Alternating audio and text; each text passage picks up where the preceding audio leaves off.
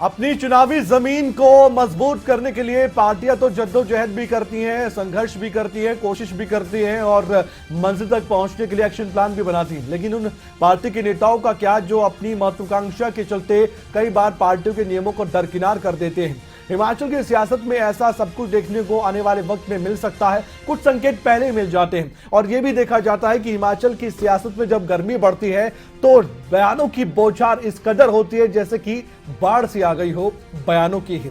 तो ऐसे में आज हिमाचल की सियासत में कौन सा बयान सुर्खियों में है और कौन सा ऐसा बयान है जिस पर वार पलटवार और तेज होने वाला है। हिमाचल की रणभूमि में कौन कौन से ऐसे योद्धा हैं जो अपनी ओर से दावा बड़ा कर रहे हैं कि आने वाले वक्त में वही हिमाचल का उद्धार करेंगे और उनकी पार्टी जरूर जीतेगी। ये दावे हम सुनते भी हैं, लेकिन वही बात है, वही सवाल है कि जनता किस पर विश्वास करेगी और किसके दाव में कितना दम है। आज हिमाचल की रणभूमि में इन्हीं सवालों का जवाब तलाशने की कोशिश करेंगे। कुछ खबरों से बहुत बड़े बड़े संकेत भी मिल जाते हैं, लेकिन सबसे पहले हम बात करना चाहेंगे कांग्रेस के वरिष्ठ नेता कौल सिंह ठाकुर की। जो हमने अभी कहा उससे हम कुछ और आगे कहना चाहते हैं कौल सिंह ठाकुर की बातों को लेकर। दरअसल कौल सिंह ठाकुर ने सांसद प्रतिभा सिंह को पार्टी की कमान मिलने पर बयान दिया है। मंडी में कौल सिंह ठाकुर ने कहा कि प्रतिभा सिंह एक नॉन कंट्रोवर्शियल चेहरा है और उनके नेतृत्व में संगठन का बेहतरीन ढंग से संचालन भी होगा। कौल सिंह ठाकुर का कहना यह भी था कि वो पार्टी के प्रदेश अध्यक्ष रह चुके हैं और मौजूदा समय में अध्यक्ष पद की दौड़ में शामिल नहीं थे। पार्टी ने तय किया है कि चुनाव लड़ने वालों को अध्यक्ष पद का दायित्व नहीं सौंपा जाएगा और चुनावों से पहले पार्टी को सीएम फेस भी घोषित नहीं किया जाएगा, यानी कि पार्टी का सीएम फेस घोषित नहीं किया जाएगा। ये उनकी ओर से बहुत बड़ी जानकारी दी गई है। इसलिए अगला मुख्यमंत्री कौन होगा इसका फैसला चुने हुए विधायक और पार्टी हाईकमान करेगी। अब अभी से ही मुख्यमंत्री के फेस को लेकर चर्चाएं शुरू हो गई है। हालांकि एक बड़ी बात कही है कौल सिंह ठाकुर ने और वो ये कि अभी चुनाव से पहले कांग्रेस की ओर से सीएम फेस का ऐलान नहीं होगा। मैं हाई कमांड के हर फैसले से संतुष्ट हूं और कोऑर्डिनेशन कमेटी जो है बहुत इंपॉर्टेंट है। पहले हमारे राजीव शुक्ला जी इसके चेयरमैन हुआ करते थे, कोऑर्डिनेशन कमेटी के सीनियर लीडर इसमें थे। अब कोऑर्डिनेशन कमेटी हमारा काम है कि सबको हम इकट्ठे चलाएं, सारे मतभेद सबके भुलाएं और जंगे मैदान में मिल करके जाएं। ये काम जो है कोऑर्डिनेशन कमेटी का है और हम अपनी जिम्मेदारी को पूरी तरह निभाएंगे। मैं कभी कांग्रेस के अध्यक्ष में दौड़ में नहीं था, मैं पहले 2 बार अध्यक्ष रह चुका हूँ, मुझे कोई अध्यक्ष की जिम्मेदारी नहीं है। लेकिन हाईकमांड ने ये कह दिया कि किसी को जो है अभी मुख्यमंत्री का चेहरा घोषित नहीं करेंगे, तो हाईकमांड जो भी फैसला करेंगे हम हाईकमांड के फैसले का स्वागत करते हैं। हाईकमान के फैसले का स्वागत तो है, लेकिन एक महत्वाकांक्षा भी है। नितेश हमारे संवाददाता मंडी से हमारे साथ फोन लाइन पर जुड़ चुके हैं, प्रेस कॉन्फ्रेंस में मौजूद ही थे नितेश जिस समय कौल सिंह ठाकुर ने बातें की है। नितेश, एक बड़ी जानकारी तो अब कौल सिंह ठाकुर की ओर से दी गई है कि चुनाव से पहले सीएम फेस का ऐलान कांग्रेस नहीं करने वाली, लेकिन साथ ही महत्वाकांक्षा उनकी लग रही है कि वो खुद मुख्यमंत्री बनना चाहते होंगे। ये बिल्कुल सही कह रहे हैं। पूर्व मंत्री कौल सिंह ठाकुर द्वारा आज मंडी में एक पत्रकार वार्ता का आयोजन किया गया। उसमें उन्होंने कहा कि जो वे प्रदेश अध्यक्ष नहीं बनना चाहते थे और उसकी दौड़ में भी नहीं थे, जहां अब प्रतिभा सिंह को प्रदेश अध्यक्ष कांग्रेस का बनाया गया, उनको उन्होंने बधाई दी है और उनका ये भी कहना है कि कांग्रेस हाईकमान द्वारा यह पहले ही स्पष्ट किया गया है कि जिसे भी प्रदेश अध्यक्ष बनाया जाएगा उसे विधायक के लिए टिकट नहीं दिया जाएगा। और वहीं उन्होंने ये बात भी कही है कि प्रदेश में लगातार भ्रष्टाचार फैला हुआ है, भारतीय जनता पार्टी के राज में प्रदेश में भ्रष्टाचार हो रहा है और आने वाले समय में जैसे ही उनकी सरकार बनेगी तो वह हर विधायक और हर मंत्री की जांच करवाएंगे। जी नितेश, क्या लगता है कि कांग्रेस में गुटबाजी से इनकार तो नहीं किया जा सकता। कई बार देखा गया है कि हिमाचल कांग्रेस धड़ों में बटी हुई थी। अब कांग्रेस आलाकमान ने एक बड़ा निर्णय लिया है कि प्रतिभा सिंह के हाथ में हिमाचल की कमान दे दी है।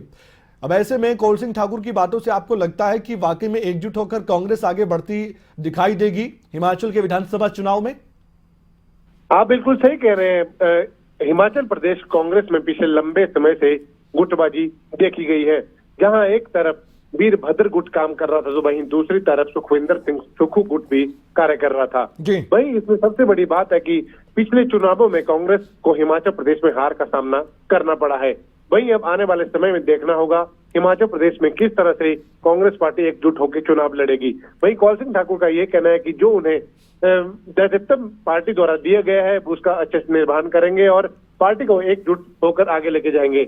लेकिन आने वाला समय देखना होगा किस तरह से पार्टी एकजुट रहती है, किस तरह से चुनाव लड़ती है। हिमाचल प्रदेश में आम आदमी पार्टी दस्तक दे चुकी है, कुछ न कुछ असर आम आदमी पार्टी भी भारतीय जनता पार्टी और कांग्रेस के इन चेहरों पे लेकर आएगी। बहुत बहुत शुक्रिया नीतीश, आपने बताया और ये भी हमने जानने की कोशिश की थी आपसे कि मायने क्या है कौल सिंह ठाकुर के बयान के। तो जो मायने हैं वो निकलकर धीरे धीरे सामने भी आ रहे हैं और इसके मायने अलग अलग तरीके से इनके विरोधी भी निकालेंगे, इनके समर्थक भी निकालेंगे। लेकिन इतना जरूर है कि महत्वाकांक्षा हर नेता के अंदर होती है और कौल सिंह ठाकुर ने अप्रत्यक्ष रूप से ये बता ही दिया है कि चुनाव से पहले कांग्रेस सीएम फेस का शायद ऐलान ना करे और उनको उम्मीद है कि आने वाले वक्त में अगर कांग्रेस पार्टी किसी भी तरह सत्ता में आती है तो उनके चांसेस सीएम फेस को लेकर तो होंगे ही होंगे, ये उनको लगता है। अब आगे बढ़ते हैं। एक तरफ आपने देखा कि कौल सिंह ठाकुर किस तरह के बयान दे रहे हैं कि कांग्रेस अभी हिमाचल में सीएम चेहरे का ऐलान नहीं करने वाली, लेकिन खबरें अभी तक पर है। हिमाचल कांग्रेस की अध्यक्ष प्रतिभा सिंह ने क्या कहा था सीएम फेस के सवाल पर, वो आप सुनिए।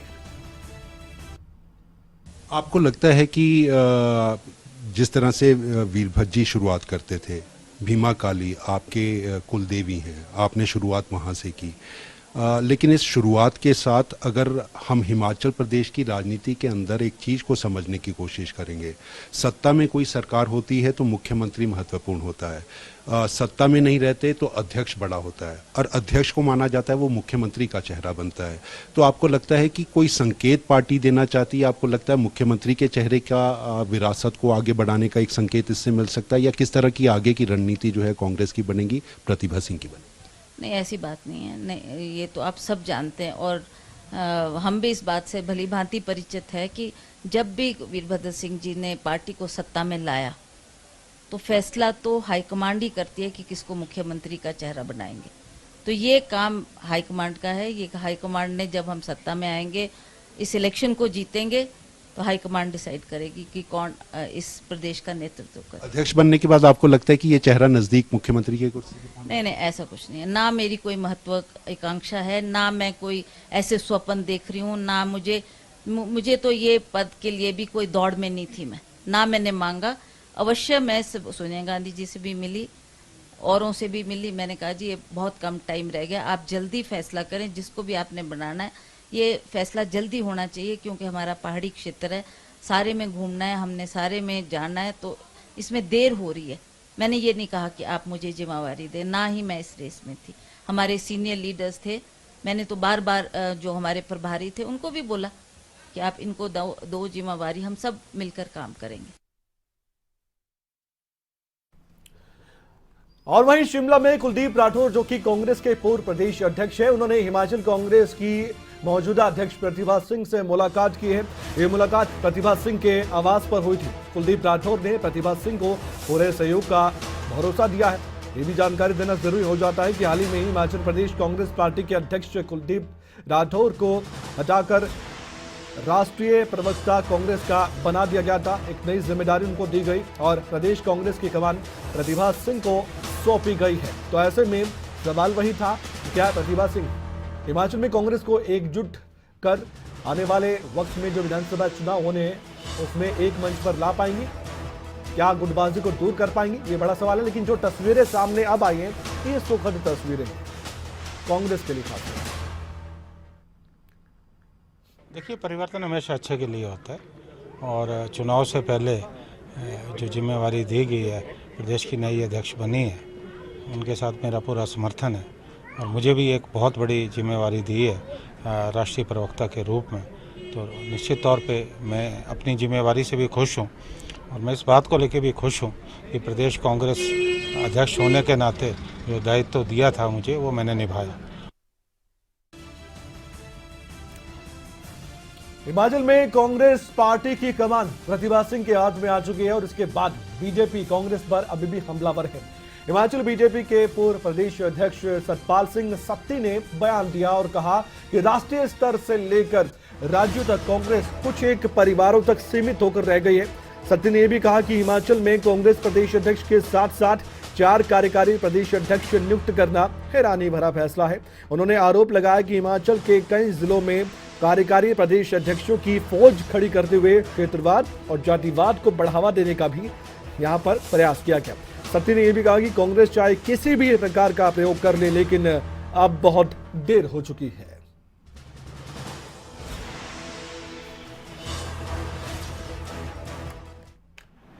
कांग्रेस पार्टी ने अभी अपने प्रदेश अध्यक्ष को हटाया है और प्रतिभा सिंह जी जो एमपी हैं मंडी पार्लियामेंट से, उनको बनाया है। कांग्रेस की एक बड़ी प्रॉब्लम है उनके विचारों की, वो कुछ चंद परिवारों के बीच में से निकल नहीं पाते हैं। अनेकों यंगस्टर हैं हिमाचल प्रदेश में जो कांग्रेस को अच्छा लीडरशिप दे सकते हैं, लेकिन कांग्रेस कुछ परिवारों के बीच सिमट करके रह गई है। नेशनल लेवल पे भी यही है, कभी सोनिया जी बनेंगे, कभी राहुल जी बनेंगे।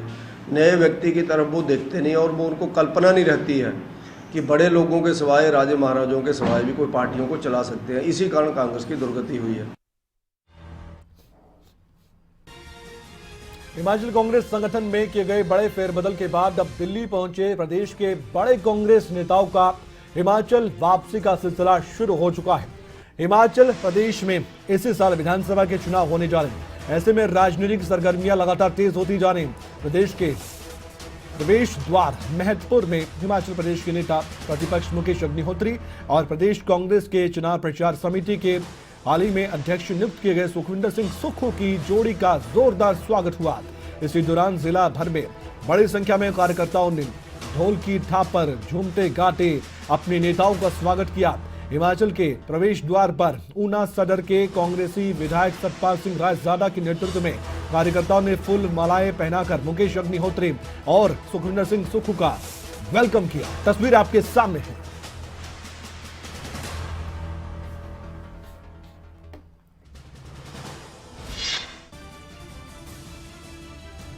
हिमाचल प्रदेश के मंडी में युवाओं ने बीजेपी विधायक के कार्यक्रम के बीच में ही रुकवाने का प्रयास किया गया है। युवाओं ने भाषण रुकवाया और रुकवाकर क्या कहा वो भी जानना बेहद दिलचस्प हो जाता है। दरअसल मंडी में युवाओं ने बीजेपी एमएलए का एक कार्यक्रम रुकवा दिया। ये कार्यक्रम सही तरीके से चल रहा था, लेकिन उसके बीच नारेबाजी हो गई। भाषण रुकवाकर युवाओं ने ये पूछा विधायक जी से कि रोजगार कहाँ है, सरकारी विभागों में भर्ती क्यों नहीं निकाली जा रही। ये युवा बीच कार्यक्रम में सवाल पूछते नजर आए हैं। ये सवाल पूछ लिया कि सरकारी विभागों में भर्ती क्यों नहीं हो रही है।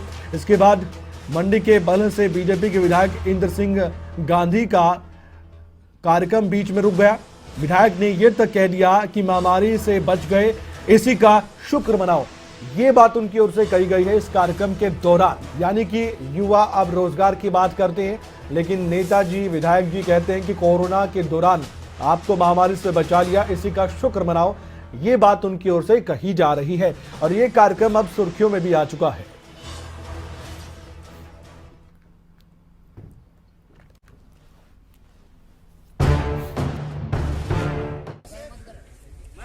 हेलो, 2018 के बाद पीडब्ल्यूडी डिपार्टमेंट में जेई की वैकेंसी नहीं आई है, क्यों नहीं आई है सर? 22 सर पड़ा है, लगी है, जे लगा है, कद्दी लगना। विधायक और युवक की बहस का ये वीडियो मंडी जिले के बल्ह क्षेत्र का है और बल्ह विधानसभा से बीजेपी विधायक इंद्र सिंह गांधी से युवा रोजगार के मुद्दे पर सवाल कर रहा है और पूछ रहा है कि आखिर युवाओं को रोजगार क्यों नहीं मिल रहा है। हालांकि विधायक साहब कह रहे हैं कि रोजगार मिल रहा है, लेकिन युवाओं को विधायक साहब की बात पर विश्वास नहीं। मैं बोल रहा था हेलो, 2018 के बाद पीडब्ल्यूडी डिपार्टमेंट में जेई की वैकेंसी नहीं आई है, क्यों नहीं आई है सर? 22 सर पड़ा है, लगी है, जे लगा है, कद्दी लगना। दरअसल बल्ह से बीजेपी विधायक इंद्र सिंह गांधी बल्ह विधानसभा की दूसरा खाबू पंचायत में उद्घाटन कार्यक्रम में गए थे। इसी दौरान क्षेत्र के युवाओं ने विधायक साहब से रोजगार को लेकर सवाल किया तो विधायक साहब अपनी ओर से आश्वासन देते नजर आए, लेकिन युवा भी मानने को तैयार नहीं दिखे और विधायक साहब के साथ तू तड़ाक पर भी उतर आए। तो वहीं विधायक साहब भी फिर उसी लहजे में बात करते दिखे। बहस करने से फायदा नहीं है। आप पढ़िए लिखिए, टेस्ट निकालिए, मैं जिम्मेदार उसका।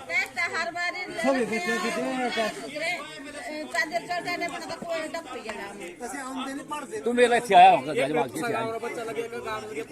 मैं था जाऊँ। युवा सवाल कर रहे थे तो विधायक साहब ने भी कह दिया कि जो बच्चा पढ़ा लिखा होगा उसके लिए सिफारिश की जरूरत नहीं होती। आप पढ़ो, तैयारी करो और एग्जाम दो। बाकी मेरे यहाँ से निवेदन है, जो बच्चा पढ़ा लिखा है उसको पास करने की जरूरत नहीं होती है, सीधी सी बात है। जो बच्चा पढ़ा लिखा है, इंटेलिजेंट है, उसको पास करने की जरूरत है। बाकी आप सब ने मेरा स्वागत किया, अभिनंदन किया, आपका बहुत बहुत आभारी हूँ। जय हिंद, जय भारत, जय श्री राम। युवाओं ने विधायक साहब से अपने रोजगार के लिए सवाल किए तो सुप्रीम कोर्ट में पहुंचे भर्ती मामले को लेकर भी सवाल उठा। इसमें विधायक साहब युवाओं से पूछने लगे कि इसमें उनका क्या कसूर है। इतना ही नहीं, विधायक इंदर सिंह गांधी ने कहा कि कोरोना महामारी में हमें इस बात की चिंता करनी चाहिए कि हमारी जिंदगी बची रही। बहरहाल मुद्दा रोजगार का था तो युवाओं का गुस्सा फूट पड़ा, लेकिन बल विधायक से हुए इस सवाल जवाब के कई मायने निकलते दिखाई देते हैं, जिनमें सबसे पहले तो ये कि प्रदेश के युवाओं में रोजगार के मुद्दे को लेकर भारी रोष है, इसलिए अब वो सीधे अपने जनप्रतिनिधि से इसका जवाब चाहते हैं। लेकिन इस मुद्दे का सियासी पक्ष देखा जाए तो जो हिमाचल बीजेपी मिशन रिपीट की तैयारी कर रही है, उस बीजेपी के मुख्यमंत्री जयराम ठाकुर के गृह जिले में बीजेपी विधायक को इस तरह से रोजगार के मुद्दे पर शर्मसार होने जैसी नौबत आ जाए तो बीजेपी के लिए मिशन रिपीट की राह आसान तो नहीं दिखती। वहीं कांग्रेस इस मुद्दे को किस तरह से अपने पक्ष में करने की कोशिश करती है, ये भी बड़ा सवाल है। नीतीश सैनी, मंडी, खबरें अभी तक।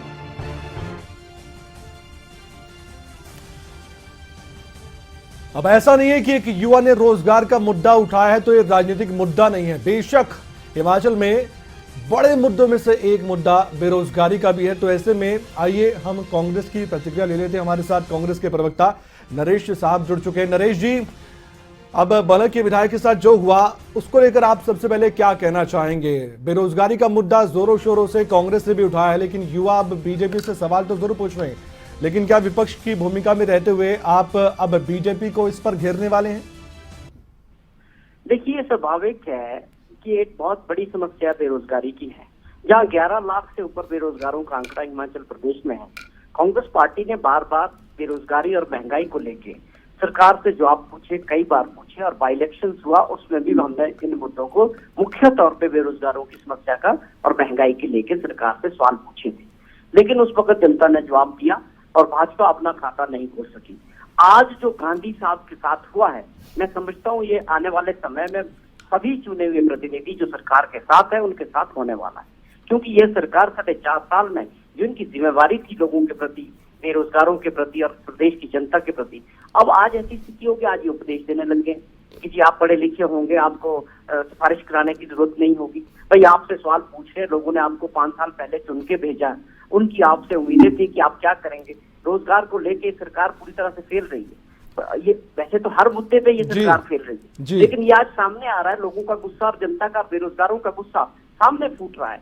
और ये देखने वाली बात है, ये एक बड़ी गंभीर समस्या है। जब आपके पास रोजगार नहीं, ऊपर से आप महंगाई की मार झेल रहे हो, कोरोना के बाद लोगों के रोजगार को छिन गए, धंधे खत्म हो गए, लोगों का एक पूरा नजरिया था कि सरकार किसी तरह मदद करेगी बेरोजगारों की, लेकिन ये सरकार तो जुमलों की है।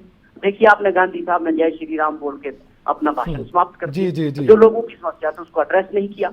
तो ये सरकार जो मुख्यमंत्री जयराम ठाकुर जी चला रहे हैं, ये पूरी तरह से हर फ्रंट पे फेल रही। रणधीर शर्मा साहब भी हमारे साथ जुड़ चुके हैं। नरेश जी, बीजेपी के प्रवक्ता। रणधीर जी, अब कांग्रेस को एक बड़ा मुद्दा मिल गया। दरअसल हुआ क्या, आपको शायद संज्ञान में आपके पूरा मामला होगा, बल के विधायक के साथ क्या हुआ। एक युवा ने उठकर रोजगार के मुद्दे पर जब सवाल पूछा तो उसके बाद उनका ये जवाब था कि कोरोना की महामारी में आपको बचा लिया कि ठीक बात नहीं है, और कोरोना की महामारी के दौरान बीजेपी ने, सरकार ने कितने काम किए उसको भूल गए। और यह भी कहा गया कि अगर आपके अंदर टैलेंट है तो रोजगार तो आपको मिल ही जाएगा। तो इस तरह के जवाब आएंगे अब विधायकों की ओर से, बीजेपी के विधायक की ओर से। देखिए, विधायक ने क्या जवाब दिया क्या नहीं, ये तो पूरी बात मेरे ध्यान में नहीं है तो मैं इतना जरूर कहना चाहूंगा कि कोई भी एक बड़ी समस्या है और भारतीय जनता पार्टी ने हमेशा इसका निराकरण करने के प्रयास किए हैं। महामारी का जिक्र किया है। जी जी